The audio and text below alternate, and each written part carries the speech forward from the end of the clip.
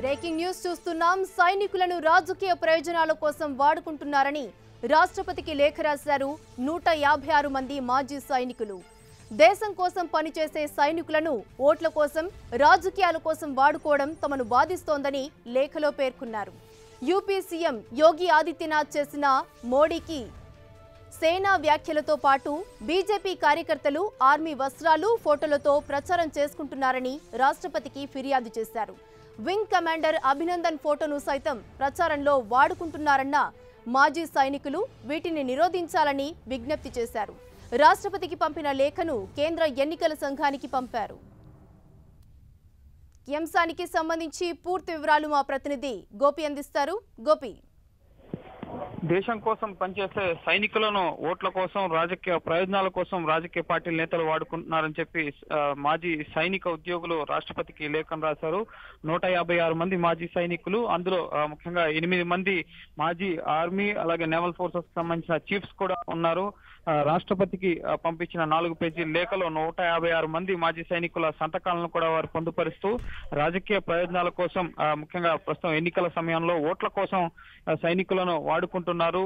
ముఖ్యంగా UP CM Yogi Adityanath మోడీజీకి సేన అంటూ ముఖ్యంగా రాజకీయ బహిరంగ సభల్లో సైనికులను ప్రస్తావించడం, సైనికులని ప్రస్తావిస్తూ ముఖ్యంగా ఓట్లను దండుకునే ప్రయత్నం ముఖ్యంగా రాజకీయ పార్టీలు చేస్తున్నారు. ప్రధానంగా బీజేపీ ముఖ్యంగా సైనికుల పోస్టర్లని, సైనికుల దుస్తుల్ని కూడా ముఖ్యంగా కార్యకర్తలు వేసుకుంటూ సైనికుల్ని కించపరిచే విధంగా వ్యవహరిస్తున్నారని చెప్పి ఆవేదన వ్యక్తం చేస్తూ లేఖలో ముఖ్యంగా ఇటువంటి శైలిని ముఖ్యంగా చర్యలు తీసుకోవాలి రాజకీయ పార్టీల నేతలపైన అని చెప్పి రాష్ట్రపతికి రాసిన లేఖలో వారు విజ్ఞప్తి చేయడం జరిగింది. అలాగే కేంద్ర ఎన్నికల కమిషన్ కూడా మాజీ సైనికులు ఈ లేఖను పంపించడం జరిగింది. ఎన్నికల కోడ్ ఉల్లంఘనకి కిందికి వస్తుంది, దీని పట్ల కఠిన చర్యలు తీసుకోవాలి ఈసీ అని చెప్పి కూడా వారు కోరడం జరిగింది. గతంలో మాజీ సివిల్ అధికారులు, ఐఏఎస్, ఐపీఎస్ మాజీ అధికారులు కూడా 66 మంది రాష్ట్రపతికి లేఖ రాశారు. ఎన్నికల కోడ్ ఉల్లంఘనకు గురవుతున్న ఎన్నికల సంఘం ఏకపక్షంగా వ్యవహరిస్తుంది, అధికార పక్షానికి బీజేపీకి కొమ్ము కాసే విధంగా ఎన్నికల సంఘం వ్యవహరిస్తుంది, విశ్వసనీయత కోల్పోయే విధంగా ఎన్నికల సంఘం వ్యవహరిస్తుందని చెప్పి మాజీ సివిల్ ఉద్యోగులు లేఖ రాశారు. ఇప్పుడు మాజీ సైనికులు కూడా ముఖ్యంగా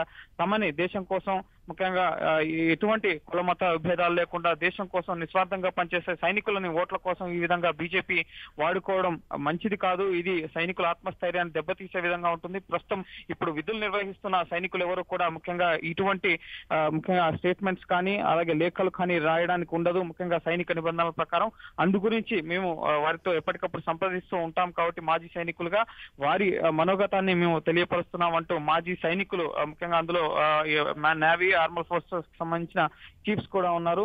సో వారు ఈ లేఖని రాష్ట్రపతికి రాయడం జరిగింది. సో చూడాలి, ఇప్పటి వరకు సివిల్ ఉద్యోగుల రాసిన లేఖకే రాష్ట్రపతి నుంచి ఎటువంటి స్పందన కూడా వచ్చినట్లుగా తెలియడం లేదు. అయితే ఎన్నికల సంఘం ఇప్పటికే సైనికులకు సంబంధించిన పోస్టర్లను కానీ, అభినందన్ ఫోటోలు కానీ, లేక ముఖ్యంగా ఎయిర్ స్ట్రైక్స్ కి సంబంధించి ముఖ్యంగా ప్రభుత్వం ముఖ్యంగా రాజకీయ పరంగా ఈ విధంగా సైనికులను వాడుకోకూడదన్న నిబంధనను కూడా పీపుల్స్ రిప్రజెంటేషన్ యాక్ట్ ప్రకారం తీసుకురావడం జరిగింది. అయినా కూడా ముఖ్యంగా రాజకీయ నాయకులు నేరుగానే ముఖ్యంగా పాకిస్తాన్ పై జరిపిన ఎయిర్ స్ట్రైక్ సంబంధించి కానీ, ఉగ్రవాదాన్ని నిర్మూలించేందుకు సైనికులను మేము సిద్ధం చేస్తున్నాం అన్న అంశాలను కానీ, ముఖ్యంగా సైనిక పరంగా తీసుకునే చర్యలను ముఖ్యంగా రాజకీయాలకు వాడుకోకూడదని చెప్పి నిబంధనలు ఉన్నప్పటికీ కూడా వీటిని కూడా పట్టించుకోకుండా బీజేపీ ప్రధానంగా దేశ భద్రత అంశమే ప్రధాన లక్ష్యంగా ప్రజల్లోకి ఓట్ల కోసం వెళ్తుంది. ఇందులో భాగంగానే సైనికులను కూడా ముఖ్యంగా రాజకీయాల కోసం, రాజకీయ ప్రయోజనాల కోసం, ఓట్ల కోసం వాడుకుంటున్నారన్న అంశాలని పొందుపరుస్తూ మాజీ సైనికులు రాష్ట్రపతికి అలాగే కేంద్ర ఎన్నికల సంఘానికి లేఖ రాయడం జరిగింది. సో చూడాలి, ఈసీ ఇప్పటికైనా ముఖ్యంగా ఇప్పటికే యోగి ఆదిత్యనాథ్ పైన చర్యలు తీసుకోవాలని చెప్పి సివిల్ అధికారులు